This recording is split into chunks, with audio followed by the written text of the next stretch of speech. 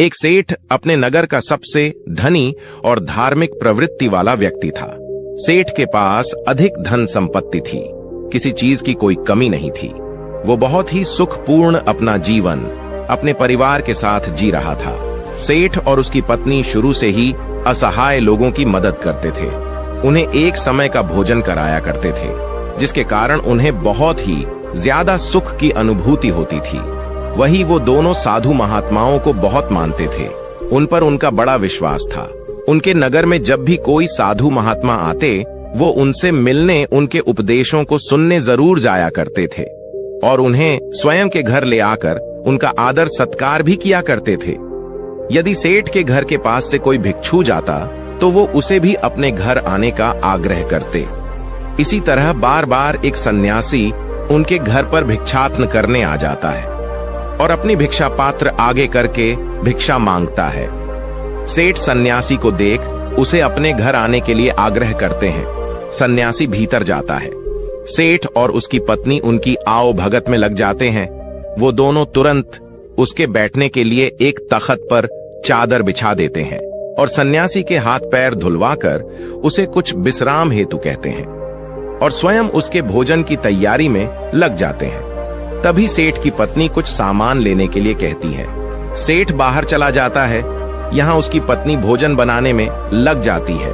कुछ देर बाद जब सेठ की पत्नी आकर सन्यासी को भोजन परोसने लगती है, सन्यासी भोजन ग्रहण करने लगता है। सन्यासी सेठ के घर के शांत वातावरण और उसके घर का स्नेह देखकर उसकी पत्नी से बड़ी ही विनम्रता से पूछता है कि माता, आपके परिवार में कौन कौन है? ये सुन सेठ की पत्नी कहती है, मैं, मेरे पति और मेरे 3 बेटे। ये सुन सन्यासी आगे कहता है कि तुम्हारे पति क्या करते हैं, कितना कमा लेते हैं? ये सुन सेठ की पत्नी कहती है कि हमारे पास धन की कोई कमी नहीं, हमारे पास तो अपार धन संपत्ति है। ये सुन सन्यासी आगे कोई प्रश्न नहीं करता। तभी सेठ घर वापस आ जाता है। वो फिर पत्नी के साथ सन्यासी को भोजन परोसने लगता है। वो सन्यासी के लिए बाहर से कई तरह की मिठाई भी लेकर आता है। भोजन ग्रहण करने के बाद सन्यासी जाने के लिए तैयार हो जाता है। वो सेठ और उसकी पत्नी की स्वयं के इस आदर सत्कार के लिए आभार प्रकट करता है और जाने के लिए वो निकलते हैं। सेठ सन्यासी से कहता है कि वो उसे कुछ दूरी तक छोड़ देगा। दोनों मार्ग के लिए निकल जाते हैं। मार्ग में सेठ सन्यासी से बात करते हुए जा रहा था। तभी सन्यासी सेठ से कहता है कि आपका जो 3 पुत्र है, तीनों ही आपकी देखभाल अच्छे से करते होंगे। ये सुन सेठ कहता है कि नहीं मुनिवर, मेरी केवल एक ही संतान है। ये सुन सन्यासी सोचने लग जाते हैं कि ये कह क्या रहा है। सेठ की पत्नी ने कुछ कहा था, सेठ कुछ और कह रहा है। फिर सन्यासी सेठ से कहता है कि आपके पास तो धन इतना है, आप इतने धनी हैं, सुख से होंगे। सन्यासी जानकर सेठ का उत्तर जानने के लिए ये बात करता है। तभी सेठ उत्तर देता है कि नहीं, मैं कोई धनी नहीं हूँ, मैं तो केवल 20,000 रुपए का ही मालिक हूँ। ये सुन सन्यासी को अब लगता है कि शायद सेठ या फिर उसकी पत्नी कोई एक तो उससे झूठ कह रहा है। फिर सन्यासी सेठ से पूछता है कि आपकी आयु क्या है? सेठ कहता है कि मैं 50 वर्ष का हूँ। यह सुन सन्यासी को लगता है ये तो सेठ एक वृद्ध है, इसकी आयु तो 70 से कम नहीं लगता है। लेकिन ये हर बार गलत उत्तर क्यों दे रहे हैं, झूठ क्यों बोल रहे हैं? यही सोच सन्यासी अब सेठ से कहता है कि आप इतने धार्मिक होकर भी झूठ बोलते हैं, असत्य का सहारा लेते हैं। आपको देखकर ऐसा लगता तो नहीं? ये सुन सेठ हैरानी से कहता है कि क्षमा करें मुनिवर, लेकिन मैंने आपसे क्या झूठ बोला है? मैंने तो आपसे ऐसा कुछ भी नहीं कहा। ये सुन सन्यासी कहता है कि जो कुछ भी मैंने आपसे पूछा वही प्रश्न मैंने आपकी पत्नी से भी किए, लेकिन दोनों के उत्तर अलग है। ये सुन सेठ कहता है कि कैसा प्रश्न मुनिवर? तब सन्यासी कहता है, मैंने आपकी पत्नी से पूछा था कि उनके घर में कौन कौन है, तो उन्होंने कहा कि आप दोनों के अलावा आपके 3 पुत्र हैं, लेकिन आप कहते हैं कि आपकी केवल एक ही संतान है। जब मैंने आपसे धन के बारे में पूछा कि कितना है, तो आपकी पत्नी ने बताया कि आपके पास बहुत धन है, आप इस नगर के सबसे धनी लोगों में से एक है, और आप कहते हैं कि आप बस 20,000 रुपए के ही मालिक है। अभी मैं जब आपकी आयु पूछी तो आप 50 वर्ष बता रहे हैं, जबकि देखने में आप 70 से अधिक के लगते हैं। यानी आपने झूठ कहा। ये सुन सेठ बड़े ही विनम्र स्वर में कहता है कि क्षमा करें मुनिवर, लेकिन झूठ बोलना पाप है। तो भला मैं आपसे झूठ क्यों बोलूंगा, और वो भी आप जैसे महात्मा से, जिन्हें मैं इतना मानता हूं। ना तो मैंने कोई आपसे झूठ कहा, ना मेरी पत्नी ने। हमने तो बस सत्य बताया है। ये सुन सन्यासी कहता है कि लेकिन आप दोनों के सत्य अलग अलग क्यों हैं? ये सुन सेठ कहता है कि ये सत्य है कि मेरे 3 पुत्र हैं, लेकिन जो मेरी आज्ञा का पालन करता है वो केवल मेरा एक ही पुत्र है। बाकी दोनों को अपने माता पिता से कोई मतलब नहीं है। जो कुसंग में रहता है वो मेरा अपना कैसे, इसलिए मेरे लिए मेरी एक ही संतान है। आपकी दूसरे प्रश्न के अनुसार रही धन की बात, तो मुनिवर, मेरे लिए मेरा वही धन अपना है जो मैं स्वयं के जीवन में उपयोग करता हूं, और वो इतना ही है जितना मैंने बताया। बाकी सब जो है वो मेरा नहीं है। उसमें से कुछ मैं असहाय लोगों की, जरूरतमंदों की मैं मदद कर देता हूं, तो कुछ मेरी इस देह को त्यागने के बाद मेरे सभी सगी संबंधी ले जाएंगे। तो उस पर मेरा कैसा अधिकार? अब बात करें अंतिम प्रश्न की, तो मैं अपने 50 वर्षों की आयु तक महात्माओं की शरण में जाकर शिक्षा लेना, जीवन के सही मूल्य को समझना सीखा है, उनकी सेवा की है, और उस पर ही मैं इस संघ से जुड़ गया हूं। यही कारण है कि मैंने आपको अपनी आयु ये बताई है। अब आप ही बताएं, क्या इसमें मैंने कुछ झूठ कहा?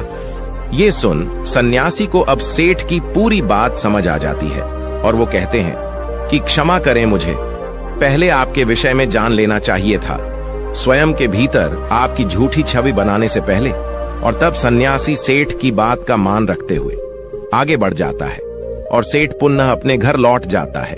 अतः किसी के प्रति अपना नजरिया बनाने से पहले, प्रतिक्रिया देने से पहले सामने वाले की बातों को भी पूरा सुन लेना चाहिए। एक बार व्यक्ति किसी महात्मा के आश्रम में बैठ उनके उपदेशों को सुन रहा था। तभी वो महात्मा से कहता है कि मुनिवर, आप सभी संत महात्मा हमें चिंता से जुड़े कई उपदेश देते हैं। क्या आप हमें कोई ऐसा हथियार नहीं बता सकते जिसके द्वारा हम चिंता को स्वयं के जीवन से निकाल कर फेंक ही दें? चिंता में ऐसा क्या है जो व्यक्ति को बर्बाद कर देती है? क्योंकि एक तनावरस व्यक्ति इतना परेशान हो जाता है कि सब कुछ वो गवा देता है। ऐसा आखिर क्यों होता है? उस व्यक्ति की बात सुन महात्मा कहते हैं कि चिंता एक ऐसी मानसिक समस्या है जो यदि व्यक्ति को पकड़ ले तो उसे डुबो देती है। उसे केवल स्वयं से मुक्त कर ही आप सुखी रह सकते हैं, और ये तब होता है जब आप स्वयं को मजबूत कर लें। आपको केवल बस ये समझना है कि स्थिति चाहे कैसी भी हो, हमें उस समय तनाव में नहीं आना है, घबराना नहीं है, बल्कि स्वयं को भीतर से मजबूत रखना है। यदि आपने अपने भीतर हौसला रखा है तो कोई चिंता आपका कुछ नहीं बिगाड़ सकती। ये सुन व्यक्ति कहता है कि किंतु ऐसा होता है क्यों? क्यों एक छोटी सी चिंता भी हमारे मुख की हंसी को छीन लेती है? ये सुन महात्मा कहते हैं कि आपको एक छोटी सी कहानी सुनाता हूं, ध्यान से एकाग्र होकर सुनना। एक बार पिता ने अपने पुत्र को काफी परेशान और निराश देखा। वो प्रतिदिन उसे यूं देखते, वो उसे देख समझ गए थे कि कोई बात अवश्य है जो उसके पुत्र को भीतर से परेशान किए हुए हैं।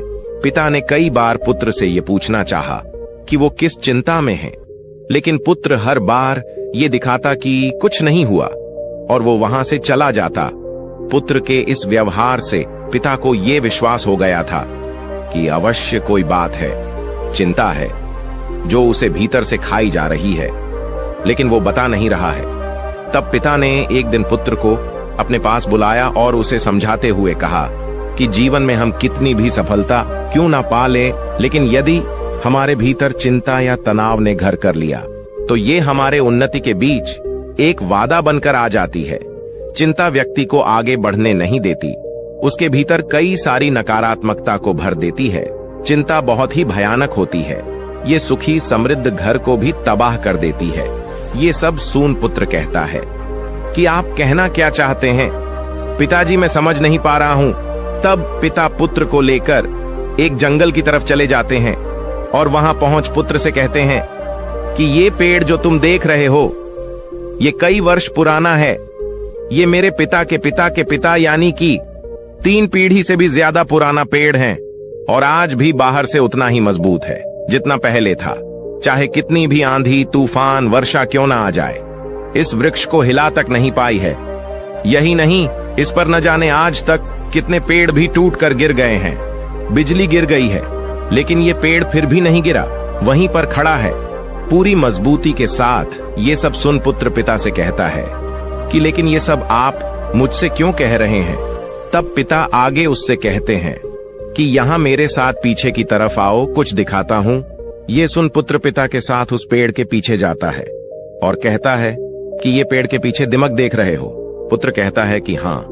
पिता कहते हैं कि इसी दिमक ने भीतर से इसकी छालों को पूरी तरह कुतर दिया है और बाहर की तरफ पूरी तरह यह खराब हो गया है। यह सब सुन पुत्र अब की बार भड़क जाता है और कहता है, लेकिन आप कहना क्या चाहते हैं? मुझे ये सब क्यों बता रहे हैं? भला मैं इन पेड़ों के बारे में जानकर क्या करूंगा? पुत्र को यूं क्रोध में देख पिता कहते हैं कि शांत हो जाओ, तुम्हें सही तरह से बात समझाने के लिए मैं ये सब कह रहा हूं। ये सुन पुत्र कहता है कि लेकिन आप समझाना क्या चाहते हैं और क्यों? तब पिता कहता है कि जिस प्रकार ये पेड़ किसी भी आंधी, तूफान, बारिश या फिर बिजली के गिरने पर भी नहीं गिरा, लेकिन एक दिमक ने इसे कमजोर कर दिया और इतने वर्षों से खड़े इस पेड़ को आज गिरने के लिए मजबूर कर दिया, उसी प्रकार व्यक्ति के भीतर बैठी चिंता उसके पतन का, तबाही का कारण बन जाती है। आप चाहे कितनी भी मेहनत क्यों न कर रहे हो, उन्नति क्यों न कर रहे हो, लेकिन यदि आपके भीतर किसी बात की चिंता है और वो बाहर नहीं जा रहा, तो वो इस दीमक के समान आपको अंदर से कमजोर कर देगी और आपकी उन्नति वहीं रुक जाएगी। एक चिंता आपसे सब कुछ छीन लेगी। इसलिए स्वयं को कभी इतना तनाव में मत लाओ कि आप स्वयं के आगे ही कमजोर पड़ जाओ। पिता की ये सब बात सुन पुत्र कहता है, लेकिन ये सब जानकर कोई थोड़ी करता है, परिस्थिति ऐसी हो जाती है। तब पिता आगे कहते हैं कि परिस्थिति चाहे कैसी भी हो, चिंता करने से, तनाव में आने से क्या वो सही हो जाएगी? नहीं। चिंता करना, परेशान हो जाना किसी भी समस्या का हल बिल्कुल नहीं है। जब आपको कोई मार्ग ना दिखे तो कुछ समय के लिए शांत होकर एक जगह बैठ जाओ, खुद को समय दो और फिर सोचो कि किस तरह इस कठिन समय से निकला जा सकता है। कोई भी समस्या इतनी भी बड़ी नहीं होती कि उसका हल ना हो। हर समस्या अपने साथ हल लेकर आती है। तुम्हारी समस्या का भी होगा, बस जरूरत है तो कठिन समय में स्वयं को साहसी बनाने की। पिता की इस बात को सुन पुत्र को उनकी हर बात का सही अर्थ समझ आ जाता है कि वो उसे कहना क्या चाह रहे हैं। इस कहानी को पूरा करके महात्मा कहते हैं, क्या अब तुम समझे कि एक छोटी सी चिंता भी आपके जीवन को कितना प्रभावित करती है? ये सुन व्यक्ति कहता है कि जी मुनिवर, महात्मा आगे कहते हैं कि चिंता, दुख, तनाव सब हमें कमजोर करते हैं। हमें इन्हें स्वयं के जीवन से पूरी तरह त्याग देना चाहिए और जो ऐसा कर लेते हैं वो स्वयं जीवन में सदैव खुश रहते हैं। जीवन में परिस्थिति चाहे कोई भी हो, समय कभी एक सा नहीं होता, हमेशा बदलता है। बस अपने सुख के पल को स्मरण करके उसे दुख में साहस का हथियार बना लो। ये चिंता कुछ नहीं बिगाड़ पाएगा, लेकिन यदि इस चिंता में आप घिर गए तो कभी भी उन्नति नहीं कर पाओगे। इसलिए कभी व्यक्ति को व्यर्थ की चिंता में नहीं आना चाहिए। जो वर्तमान में हो रहा है उस पर ध्यान दें, अपना काम करें, बाकी सब छोड़ दें और धैर्य रखें। ये समय भी कब निकल जाएगा आपको पता ही नहीं चलेगा। महात्मा की बात सुन व्यक्ति को उसके प्रश्न का सही उत्तर मिल जाता है और वो गुरु को प्रणाम कर वहां से चला जाता है। अतः चिंता व्यक्ति के जीवन की सभी खुशियां, सुख, समृद्धि छीन लेती है। इसलिए व्यर्थ में इन सब में नहीं पड़ना चाहिए। स्वयं को चिंता मुक्त रखें, तभी आप जीवन में खुश रह सकते हैं। आशा करते हैं ये बात आप समझे होंगे। तो दोस्तों, आज के वीडियो में बस इतना ही। उम्मीद है आपको यह वीडियो पसंद आई होगी। अगर पसंद आई होगी तो वीडियो को एक लाइक करना मत भूलिएगा।